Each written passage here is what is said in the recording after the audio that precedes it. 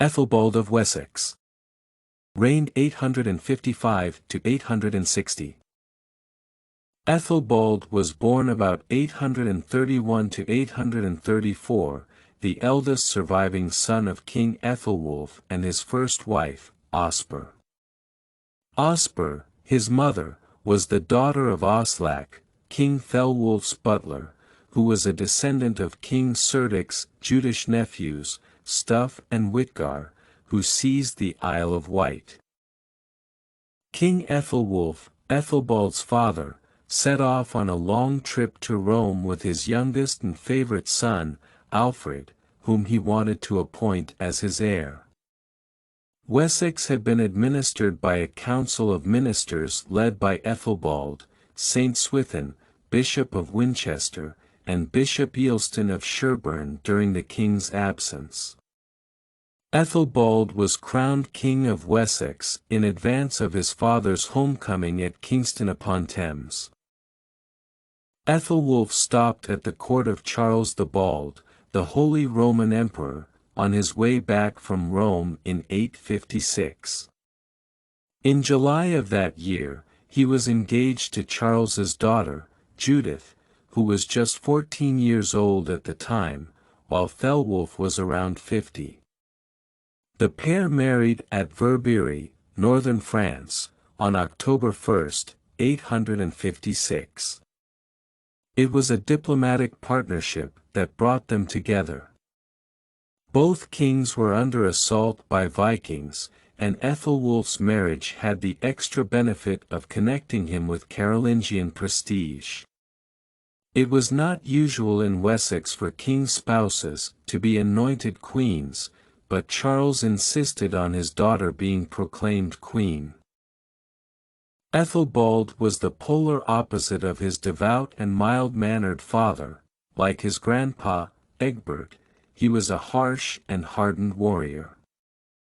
Many were disappointed that the elderly Aethelwulf had returned at all, preferring the reign of his warlike son.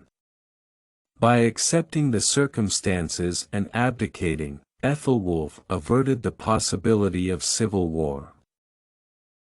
Following his father's death 2 years later, Aethelbald made himself extremely unpopular with the church by marrying his 16-year-old stepmother, Judith of France. Asser, in his Life of Alfred the Great, sharply denounced the connection as incestuous and in direct violation of church law. After King Aethelwulf died, his son, Æthelbald, went against God's prohibition in Christian dignity, as well as the practice of the pagans, and married Judith, daughter of Charles, king of the Franks, causing great embarrassment to everyone who heard of it. Despite his stepmother's scandal, Æthelbald became a beloved king. After a 4-year reign, he died on December 20, 860, at Sherbourne, Dorset, at the age of 35.